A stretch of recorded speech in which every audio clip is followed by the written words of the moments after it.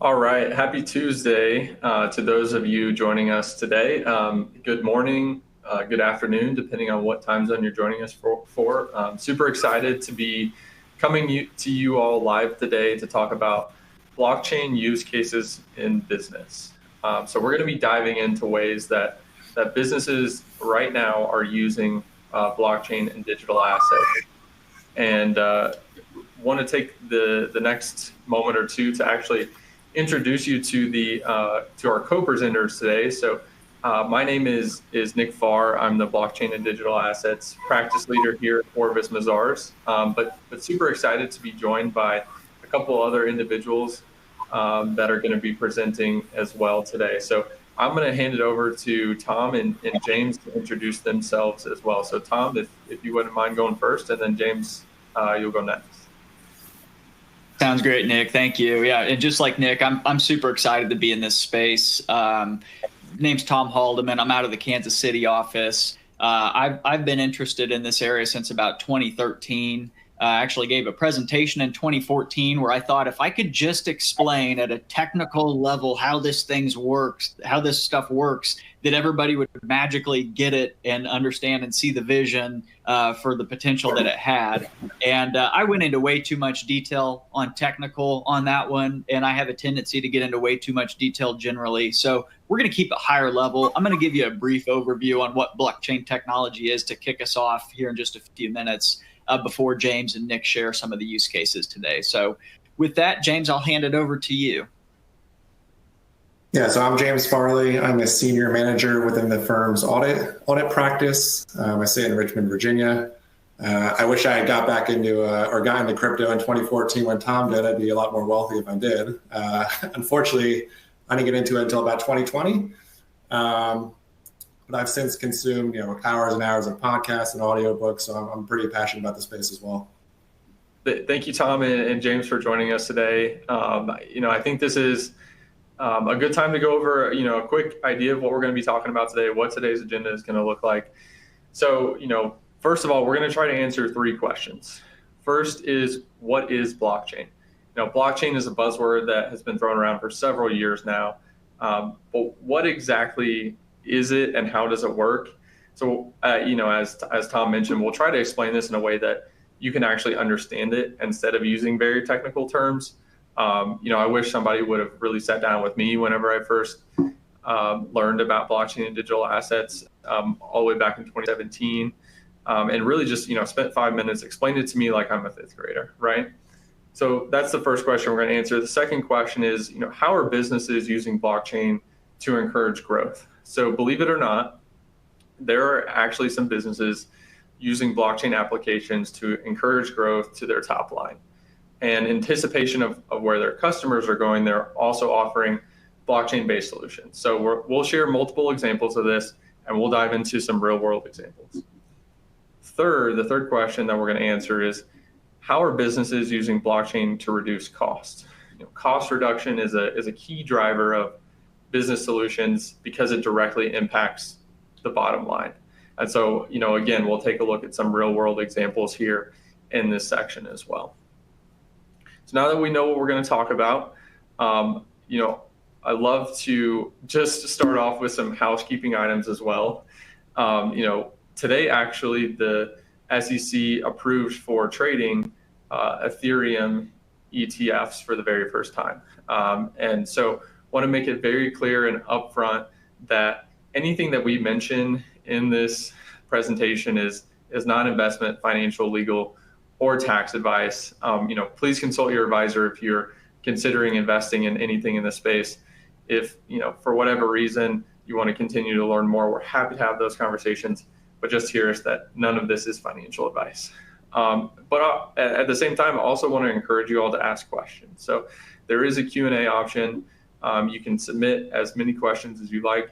In my opinion, there's no such thing as a stupid question. We'll try to answer as many of those as we can.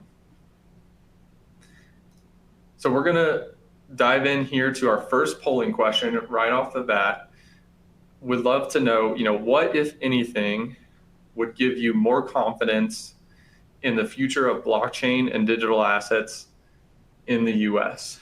And so, your four options here are more regulation. Would you like to see Congress and others provide more regulation around this space? As I just mentioned, the SEC approved Ethereum ETFs. They also approved Bitcoin ETFs earlier in the year. So we're starting to see more regulation.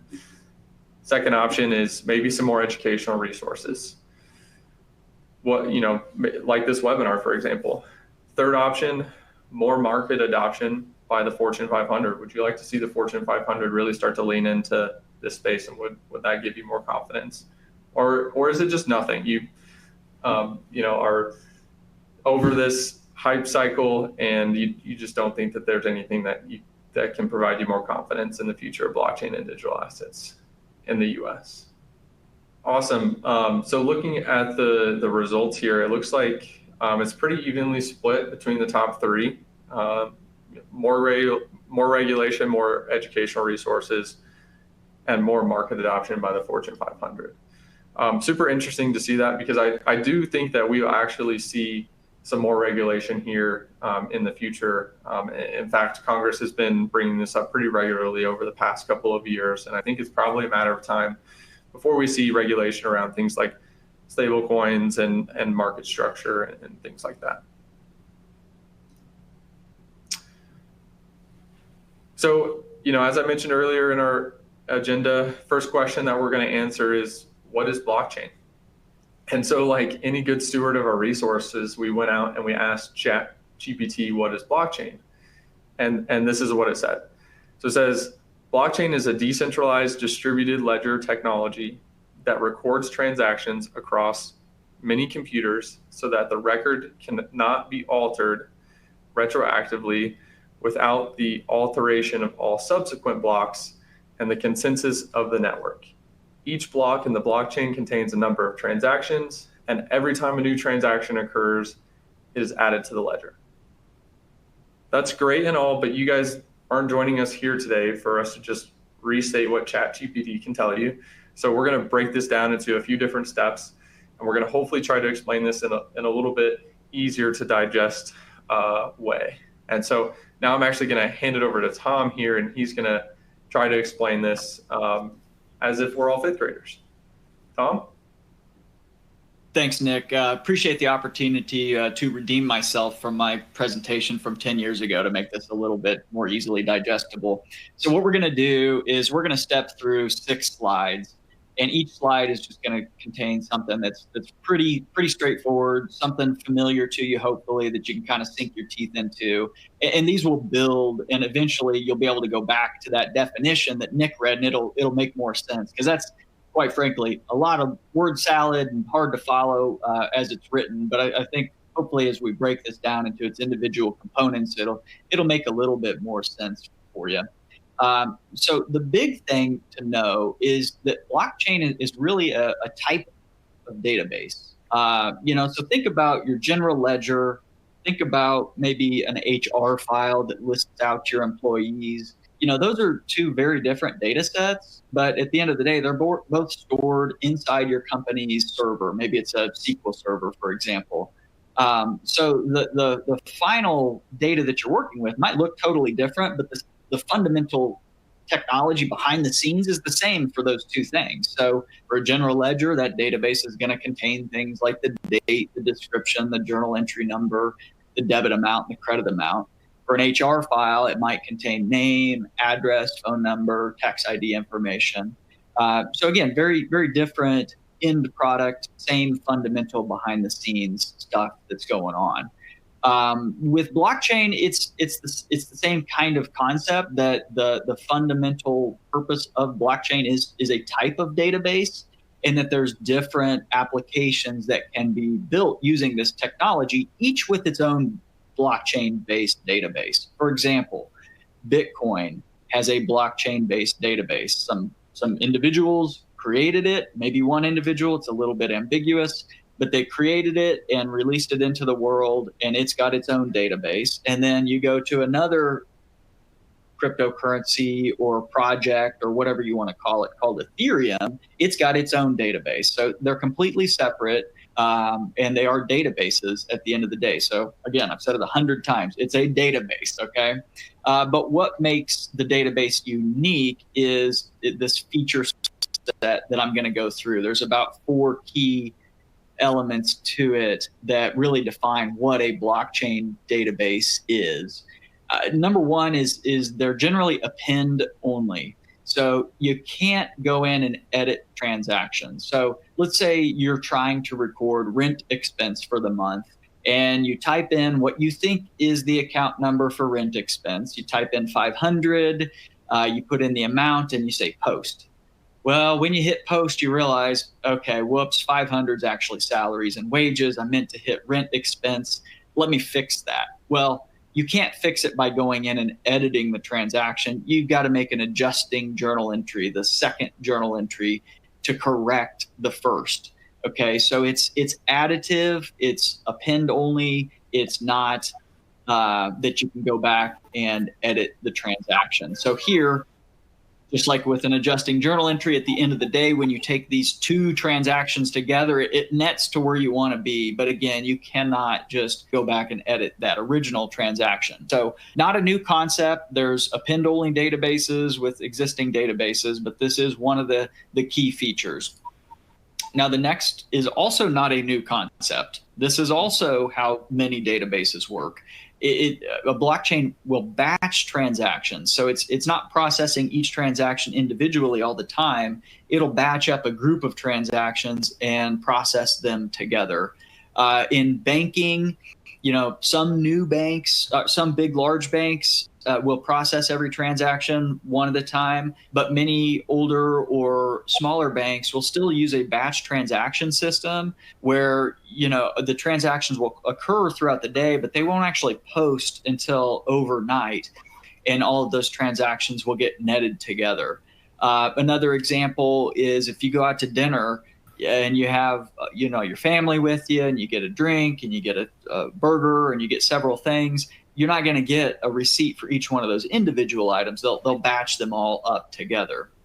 And so this concept of a batch, not new, not difficult to grasp, but it is one of the fundamental pieces that you need to understand with blockchain, because the block part of blockchain really means a batch of transactions. They just call it a block. Okay, so a block of transactions is a batch of transactions. And the reason it's called blockchain is simply in how they order those batches together. So you have a block and then a second block next to it and then a third block. So each block is a batch, and the blockchain is simply the sequential ordering of those individual blocks. So thinking back to the example that we just walked through, you might have the erroneous entry, the one that hit salaries and wages in block 1, and then you might have the correcting entry in block 2 as an example.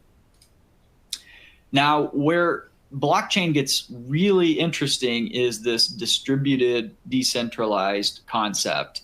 And again, this isn't a new concept, but when you gather all these features together and say, this is what kind of database I want, this is one of the critical elements of that combination. Again, the append only, the chaining of transactions together, plus this distributed, plus the next one that we'll get to. It's all these things taken together that define what a blockchain is. And so think back to the turn of the century, and not the 1900s, we're not in the 20s. Think of the 90s and the 2000s when Napster was around, LimeWire was around, when you could share music peer-to-peer. For those of you that don't remember, it didn't you share your personal library with other people and they could pull straight from you. Not saying I did that. I'm not trying to implicate myself here, but that was a technology that existed, and the data went straight from one individual to another. There was no intermediate kind of sitting in the middle there. And so with blockchain, it takes the same concept, but applies it to a database. So whereas with music, it's kind of one person sharing a file with one other person, this is a bunch of individuals. Let's just say it's 1,000 individuals that have a copy of all those blocks chained together. So they've got an exact copy of the database. Let's say 1,000 people has an exact copy of the database. So the data itself is distributed amongst 1,000 different computers. Again, everybody has a complete copy. And then the processing associated with that data is also distributed. meaning that each one of those 1,000 people can look at all the transactions, and when a new transaction gets proposed, they can say, yeah, that's a legitimate transaction, or no, that's not. So let's think through, in a traditional banking scenario, how this might look. So if I wanted to send money to a friend in China through my bank, I would go to my bank, fill out a form. There would be probably 3 to 5 days of lag time, and then the money would show up in his bank, and then he would have access to the money. So there's at least 2 banks, and probably a lot more in the middle of that transaction that happen. But with Bitcoin, for example, the money would go straight from me to that other individual in a peer-to-peer fashion. And then you've got these 1,000, again, that's just for the sake of us thinking about it, let's say it's 1,000, it's probably really hundreds of thousands or millions of computers that have a copy of the transactions. They're going to look and say, does Tom really have the money to execute that transaction? And as long as they agree that I do, then that transaction gets executed. So the last kind of a byproduct of that fact, the fact that it is distributed and everybody's got a copy of it, means that it's transparent. So that can be a good thing or a bad thing, depending on your use case, but it is a reality of a blockchain-based system that some data has got to be seen by everybody. Now, will this data make sense to you? Not necessarily, because it's very cryptic information, and it's not going to say like Tom Haldeman sent money to this person. It's not going to say that in the data set. It's going to have some long string of letters and numbers that you could associate to me if I told you that was my address, for example. But that data doesn't sit in the blockchain itself. So this data that does exist in the blockchain itself, though, is visible to everybody. So if you wanted to open a browser and go to blockchain.com, you could see all of the Bitcoin transactions out there, as well as several other projects transactions as well, such as Ethereum and others. So taking this all together, again, blockchain is really just a fancy word for a database, but it's a database that has several key features. They're append-only transactions, so you can't edit them. They're batched up in what's called blocks. That data set is distributed amongst a lot of different people, and because of that, the transactions are transparent amongst all of those people. So now I'm going to hit you with actually a use case type of question that'll help us segue from, well, what is the technology, to what are some of the use cases of that technology. And I think everybody's probably familiar with this being a cryptocurrency enabling database structure, but it also enables a number, such as a social media app. When I was talking through the banking example, you've got yourself, a bank, another bank, and then an individual. But if we're talking about technology that just allows you to go to individual, think about Twitter or Facebook sitting in the middle on social media, in the middle of you and your friend communicating. If you remove that middleman and just go peer to peer, that's what a social media app on a blockchain-based database looks like. And those do exist. There's a number of them out there. And so that's what this question is getting at, is would you rather use that where you didn't see any targeting advertisements, or would you rather use the existing state of social media? So that's great. I'm not surprised 30% said unsure, because it's a little bit of a new topic. It's kind of hard to sink your teeth into until you've seen it and kind of heard some stories about it. So with that, I think we'll pivot to more stories, more use cases, and I'm going to hand it over to James to talk through some of those with you. Now that we know what the blockchain is and how it works at a high level, let's dive into some real-world examples on how the blockchain technology is being used to encourage growth. Blockchain technology is being used in multiple industries to encourage growth. According to Coinbase, 56% of Fortune 500 executives say that their companies have blockchain projects, which represents a 39% increase. A lot of time in this section, but in order to stay on track, examples to work through. We'll look at examples in the financial services industry, retail, and healthcare.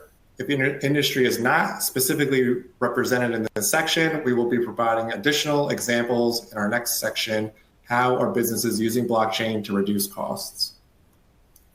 In April of 2023, Franklin Templeton, a custodian with over 1.4 trillion in assets, launched a tokenized money market fund on the Polygon blockchain.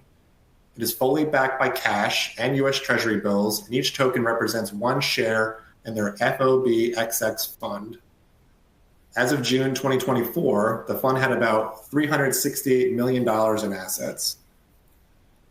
BlackRock took note, and in March of 2024, launched their own tokenized money market fund on the Ethereum blockchain. The fund is represented by its token BUIDL and is backed by cash, US Treasury bills, and repurchase agreements. Notably, another well-known asset manager, BNY Mellon, is the custodian of the fund. Now, why would asset managers like Franklin Templeton and BlackRock tokenize money market funds on a public blockchain? Well, first of all, it's to attract investors. In addition, there are added benefits to both Franklin Templeton, BlackRock, and investors through the following. There's 24/7 near instant on-chain settlement for transactions. As Tom alluded to, there's increased transparency and capital efficiency. There's lower cost. And there's a wider design space for interoperability and programmability. So we're going to go through a few business examples now. So if you're an adult, you've probably been to Disney or, have aspirations to go to Disney. Collecting and trading Disney pins is a big deal. There are currently over 100,000 unique Disney pins, and some of them sell for over $100 a piece. You can even approach Disney characters and ask to trade with them. Disney identified this as an area where they could digitalize their pins. So they partner with Dapper Labs and tokenize some of their pins on the Flow blockchain. Fans can now collect and trade pins digitally through the Disney Pinnacle app. Boba Guys is another example of a blockchain loyalty program. Boba Guys say 15,000 users joined in the first 80 days, with at least one location reporting as many as 70% of orders made through the program. Boba Guys saw a 67% increase in monthly visits and a 65% increase in monthly spending. You might ask, why would you want to offer a loyalty program that uses blockchain technology? Well, it likely boils down to data. For example, in the case of Disney Pinnacle, Disney likely knew that their customers were buying and trading pins already, but Disney didn't have any insight into which ones were being traded, and if they were being traded, they were likely happening in a peer-to-peer trade or on eBay. Now that Disney pins are on a blockchain and can be publicly traded, Disney has more control and insight into the data of the peer-to-peer transactions. Healthcare is the next industry we'll touch on.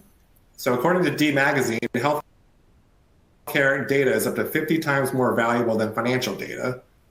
Through the Health Ready platform, patients with rare diseases and conditions are empowered to make themselves discoverable for clinical research by accessing, managing, and having the right to consent to share their health data and participate in clinical research opportunities that could save their lives and those of their fellow patients. Recruitment of patients for clinical trials is a significant industry challenge in the healthcare. It takes substantial cost and time to find a diverse pool of qualified patients for a trial. In the case of rare disease trials, the challenge is exacerbated because the potential pool of patients is much smaller, especially in trials revolving around children where recruitment is even more complicated.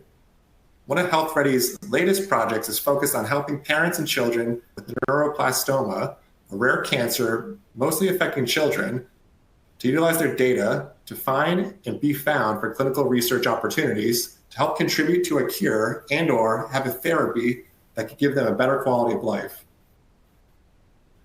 The platform puts the patient in the driver's seat. They are the ones who choose to access and enter to protect. Health Ready has also created the HR token, its own token for incentivizing patient engagement. Polling question number 3. I would go out of my way to participate in a loyalty program that uses blockchain technology. Yes, no, or unsure. While we're waiting on those results, Tom and James, I'm curious, as James just talked through some of those examples of how companies are using blockchain technology to try to improve their top line revenue. Which of those jumped out to you the most? Have you interacted with any of those personally, and any thoughts?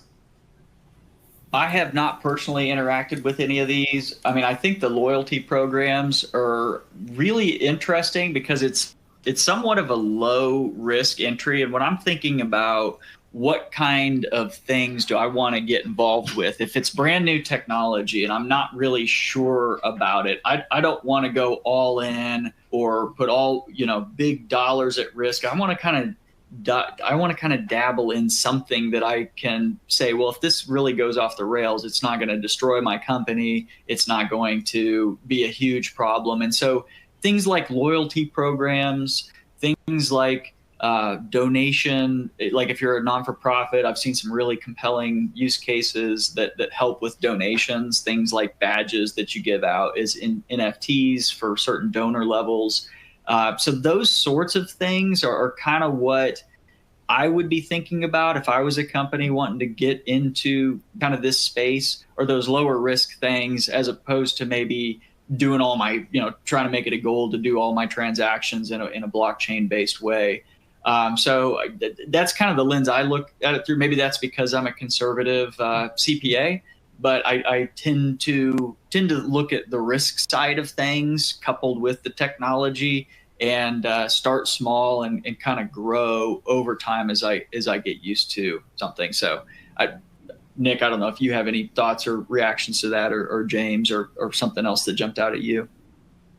Yeah, so when I first heard about the Disney Pinnacle coming out, I went and signed up for it just to see how it works, and what all is going on inside of it, because I was curious about it.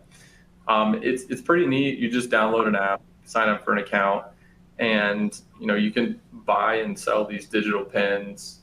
It sounds like I didn't previously buy and sell Disney pins, but it sounds like for those people that have in the past, this is a much easier and simpler way to transfer and sell and collect pens. And as we get more and more digital in our world, it's much easier to just pick up and show somebody your phone with all the pens that you've collected, or display them on social media or whatever it may be, than to keep them all in a tub or something in your house, or wherever you may keep them. Another example that we didn't talk about is Starbucks. Starbucks did a beta program as well for a loyalty program where if you have the Starbucks app, you're probably very familiar with their loyalty program. You earn stars. Well, in this beta program, you actually earned NFTs, and you could trade those NFTs, and it also gave you the ability to redeem them for things like a t-shirt, or if you collected so many of them, they even gave like a free 1 month's all you can drink coffee from their stores. So super interesting ways that this can be spun, and blockchain technology can be used to transfer data and information.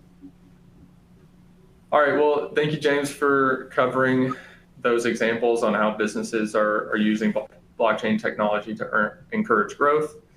Some really good stuff there, and I know we could have spent even more time talking about more examples, but in the essence of time, we're going to shift now to examples of how businesses are using blockchain to reduce costs. So we're going to dive into 5 real-world examples here over multiple different industries, again, similar to what we did in the last section.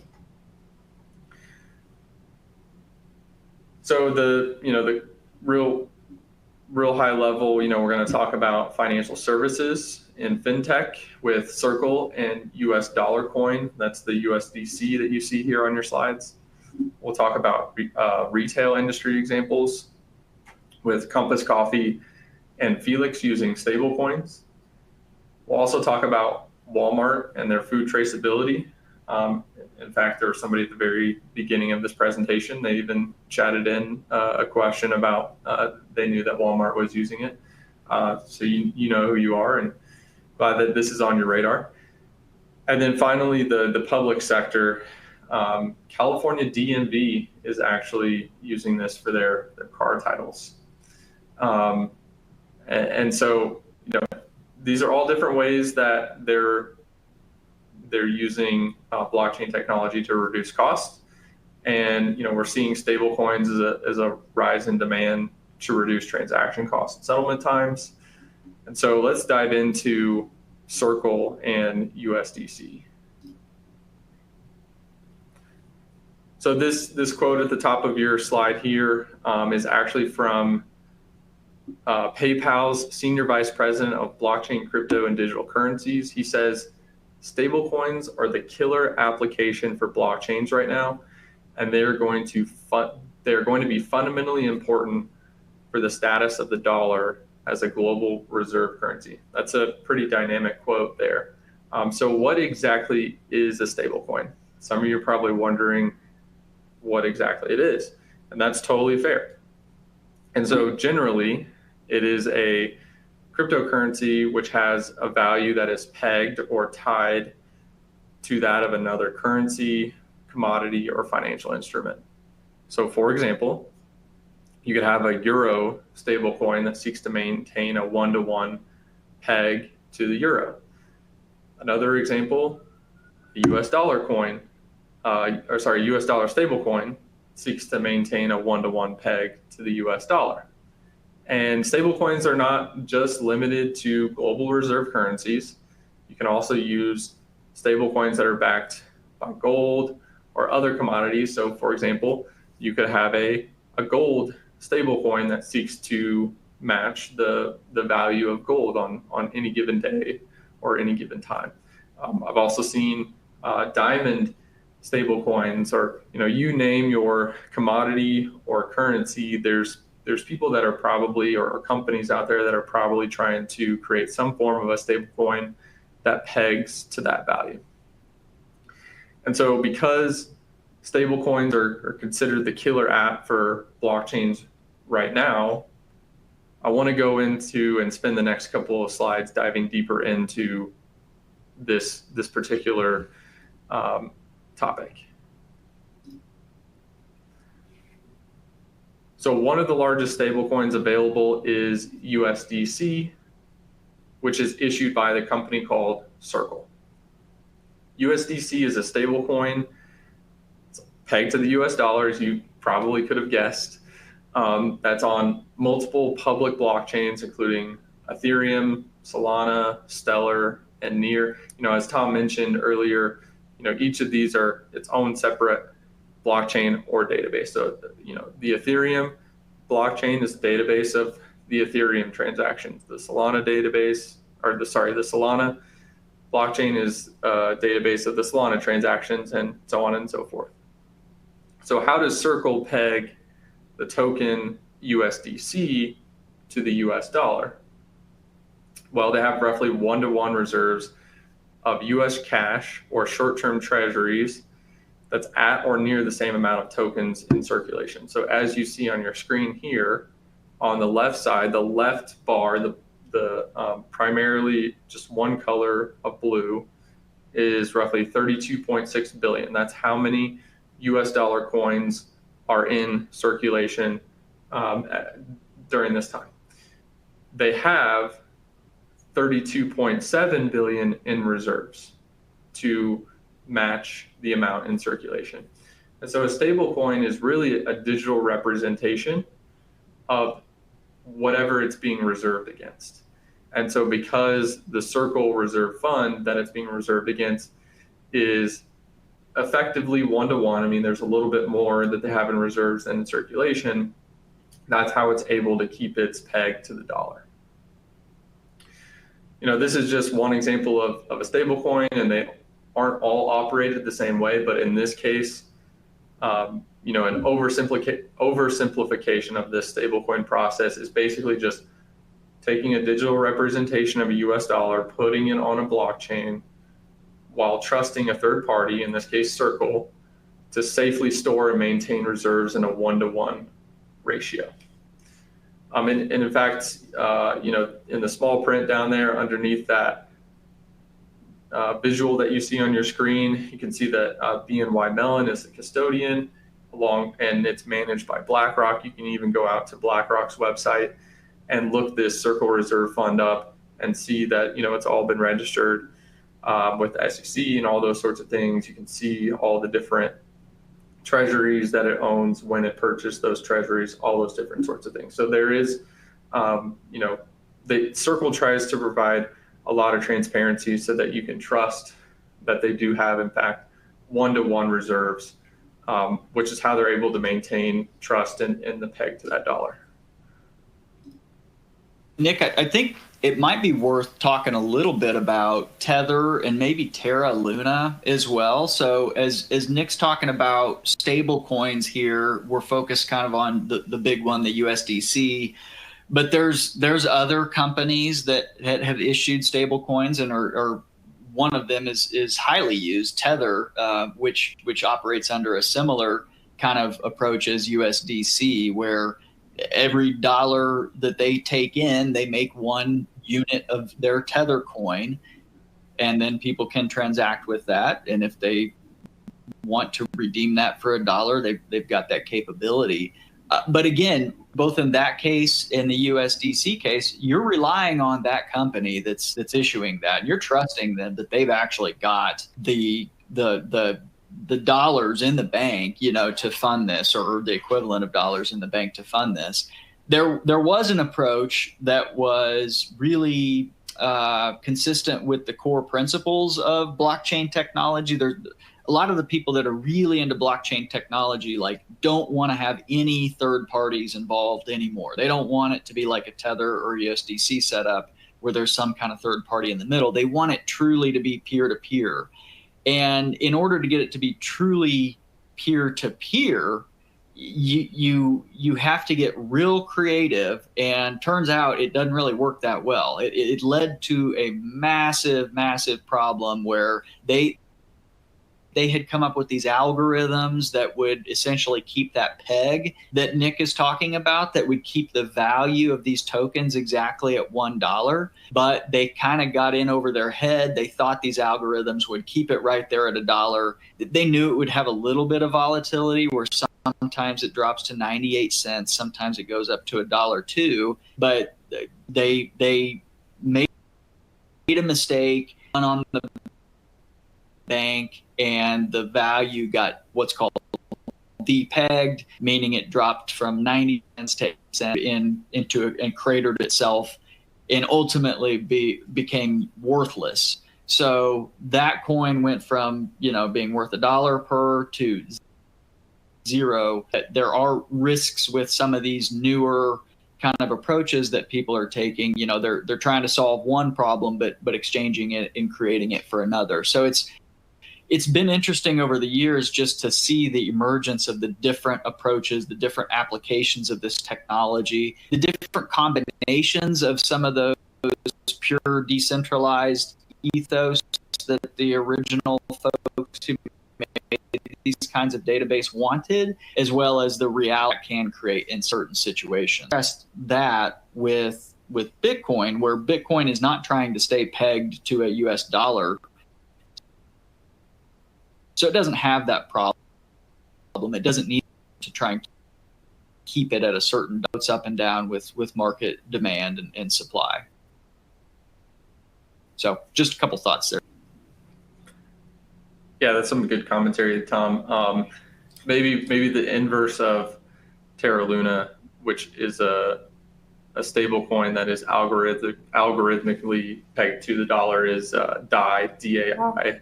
And so that's one that has primarily kept its peg in comparison to Terra Luna that didn't. All right, so now that we have a good understanding of what stable coins are, let's talk about a couple of real world use cases. And so you'll see a couple here on your screen. The first one that we're going to dive into is accepting stable coins as payment. So Compass Coffee is a veteran-owned coffee brand with 18 stores in the Washington, D.C. area, and they recently partnered with Coinbase to accept USDC as payment. So let's break this down a little bit and first try to identify why they would accept cryptocurrency in the first place. So merchants pay an estimated $126 billion in credit card transaction fees in 2022. And these fees can sometimes creep up to 4% of the total transaction. Well, Compass knows that when accepting cryptocurrency, there's generally no transaction fee to the merchant. So they could have, theoretically accepted Bitcoin or one of these other cryptocurrencies, but that comes with volatility risk. I think we all know that there's volatility that can happen in this market. So instead, what Compass did is they decided to accept USDC, the stablecoin that we just talked about that's issued by Circle. Well, USDC reduced Compass's credit card transaction fees on those purchases to nearly $0, and it also reduced their risk of volatility when compared to accepting another cryptocurrency such as a Bitcoin.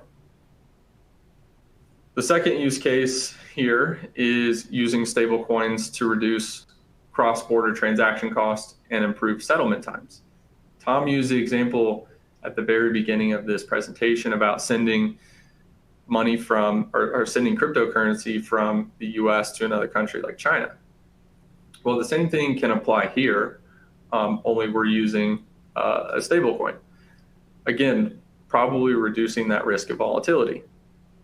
So Felix is a Miami-based company that allows users to send cross-border payments from the US to Mexico. Using the traditional SWIFT network, cross-border payments can take 3 to 5 business days and come with significant costs. Some ACH fees may charge 40, 50, even higher than that dollars for one cross-border transaction.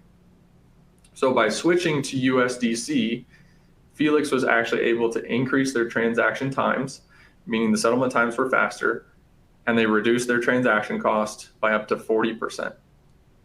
And so in regards to transaction times, I think it's important to note here that the settlement of USDC on a public blockchain, say in Ethereum, for example, is generally nearly instantaneous, and settlement can happen during the weekends because the blockchain does not shut down. And I think a perfect example of this is Friday. What happened on Friday with the blue screen of deaths, if you had a Microsoft computer, a lot of things were shut down on Friday. Airlines were impacted, healthcare, a lot of companies were impacted by what happened on Friday. I can in fact tell you that the Bitcoin blockchain, the Ethereum blockchain, they continue to run and did not experience those same issues. So going back to, originally when Tom was talking about what is one of the benefits of blockchain, because it's decentralized, because it's run on so many different computers, it can continue to run, and there's no necessarily one single choke point. And just to reiterate here again one more time, both of these use cases could have probably been accomplished with a cryptocurrency token such as Bitcoin. But however, for these specific use cases, we're assuming that the risk of volatility was a key factor when they were determining to use a stablecoin instead of a cryptocurrency like a Bitcoin. All right, we're coming up on our final polling question here. The question here is, have you ever paid for a good or service with cryptocurrency?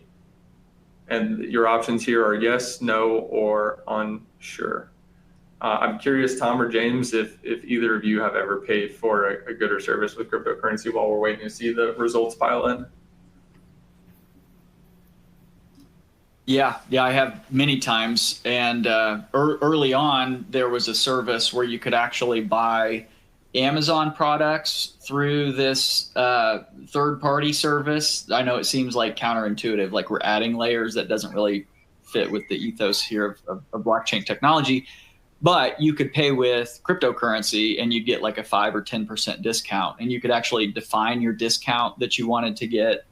It didn't last for a super long time, but it worked. And so, yeah, I bought some of my Amazon products through this service where I paid with cryptocurrency. I have not. Bitcoin's the only cryptocurrency I have, and if you look back at what it's done kind of each year, it seems silly to spend Bitcoin on any kind of consumer good or service. kind of, keep it for as a long-term kind of investment. I'd rather pay with US dollars, which is continually debased each year in perpetuity. So fair enough. Looks like about 87% of the people are in the same boat as you, James, and they have not paid for a good or service with cryptocurrency. And I did enjoy the chat that came in that asked if NFTs count. I think NFTs should count in this instance. All right, so moving on. Let's talk about Walmart. I mentioned this earlier. So in 2023, there were 506 food recalls by the FDA. So that is generally the issue that is trying to be solved here when we talk about blockchain and food traceability. Also, at the beginning of January in 2026, the FDA is going to require companies that manufacture, process, pack, or hold specific foods to maintain specific data about their products as they move along the supply chain, and they're going to have to provide that information to their partners. So there's also a regulatory requirement here as well. And the overall goal is for this regulatory requirement is just to improve the availability of information needed for effective and efficient tracing of foods and food products. So how does this apply to blockchain? So in 2016, Walmart's VP of Food Safety asked the team to trace a package of sliced mangoes back to the source. After he asked them this, it took them 6 days, 18 hours, and 26 minutes. Let's just effectively call that a week. So later in 2016, Walmart partnered with IBM and some of their suppliers to start building their own blockchain solution to track the movement of food throughout the supply chain. So at each point in the food manufacturing process, they would scan codes, and the information would be logged onto the blockchain. Remember, this is just a database, so really we're just logging information throughout different steps in the process. By September of 2018, Walmart then was able to trace over 25 products, and their VP of Food Safety again asked the team to trace the package of sliced mangoes. And this time it only took them 2.2 seconds. And this is because they were able to log data from every point in the manufacturing process onto the blockchain. And that blockchain acts as a database that you can quickly query and go back and find the sources of all those. The reason this is important is because let's say that there was like an E. coli outbreak and Walmart needed to pull a certain food item off of the shelves to prevent their customers from buying that. Well, now they have the capability to do that almost instantaneously. They say it only takes them about 2.2 seconds on these sliced mangoes. It's pretty incredible that they're able to leverage this technology to do that. Our last example in ways that businesses are using to cut costs is the California DMV. Fun fact, not every state calls it the DMV.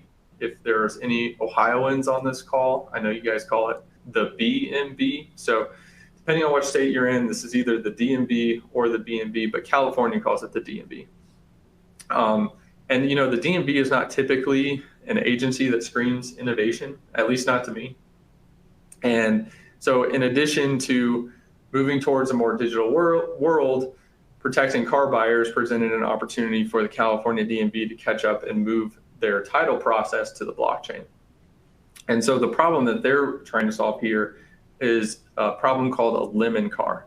A lemon car is a defective vehicle with manufacturing issues. About 1% of all vehicles sold per year are quote unquote lemons. And car manufacturers have a 12-month period to fix the issue. If they don't fix it, then as an owner of that car, you can file a lemon law complaint. Excuse me. So in California, when someone buys a quote unquote lemon, it has a special designation on the title. However, if the car is moved out of state and then later back into California, the owner can skirt the system and sell the car without the new buyer even knowing that it was a lemon.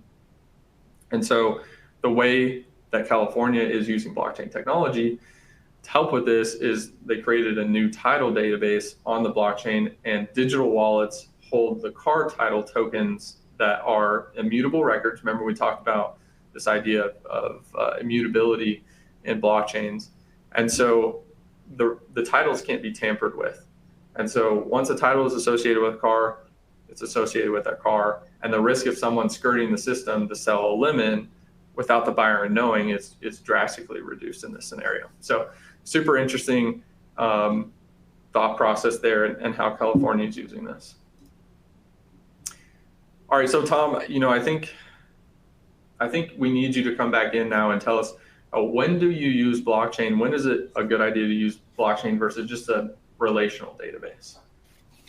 Yeah, it's a great question, and it's not like everything that we've done historically with our databases is going away and we're moving to blockchain. It's not that. It's a new tool in the tool belt for very particular use cases. So, this is the type of database that has things like transparency, it's got append only, it's distributed, versus a relational database, traditional database that you have on premises or in the cloud doesn't necessarily have all those features. So it really just depends.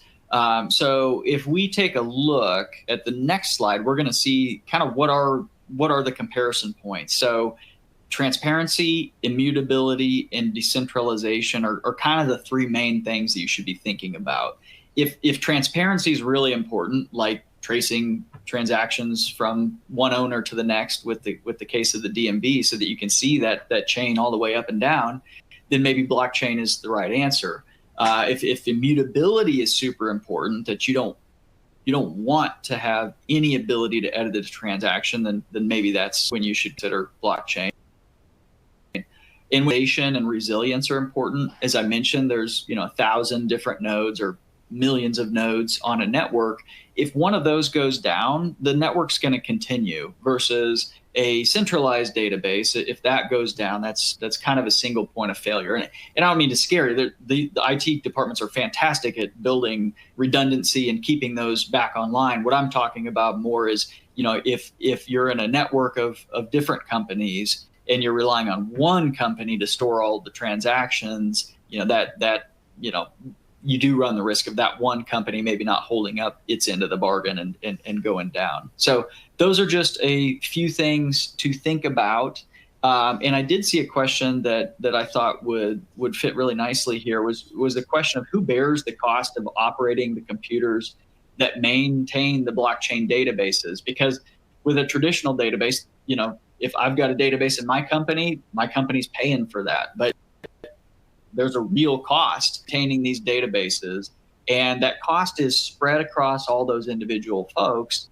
And there's actually a small fee that gets paid for most of these blockchain-based databases like Bitcoin, like Ethereum, where each time you transact on the network, you'll pay a small fee. And that fee fluctuates depending on you are using and transacting on the network.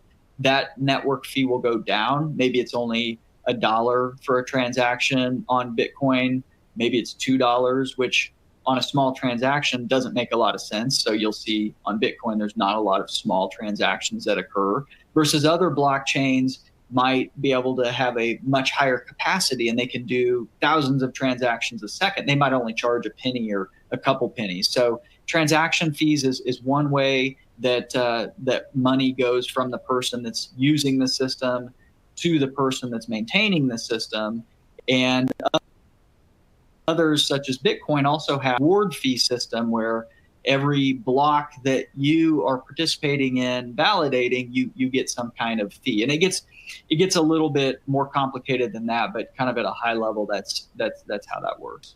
So, Nick, any closing thoughts? I know we've just a couple of more minutes. I don't know if you want to try and tackle another question, or if we need to wrap it up kind of with our final outro information here. But Nick, I'll let you make that final call. Yeah, there is one more question that came in that I do want to try to answer. So somebody asked if stablecoins are more efficient than using Swift, why hasn't the U.S. government adopted or developed its own stablecoin? Very, very good question. So I would encourage whoever asked this question to look up or Google the term central bank digital currency. In fact, the U.S. government is, the Federal Reserve is investigating offering their own quote unquote stable coin. It would be called a central bank digital currency because it would be issued by the Federal Reserve versus a third party like a Circle. I think with that, I'm going to go ahead and wrap us up. I really appreciate everybody that joined us today. If we didn't get to your question, we'll try to follow up with you as quickly as possible. Super happy that you all joined us, and thank you to both Tom and James for co-presenting as well today.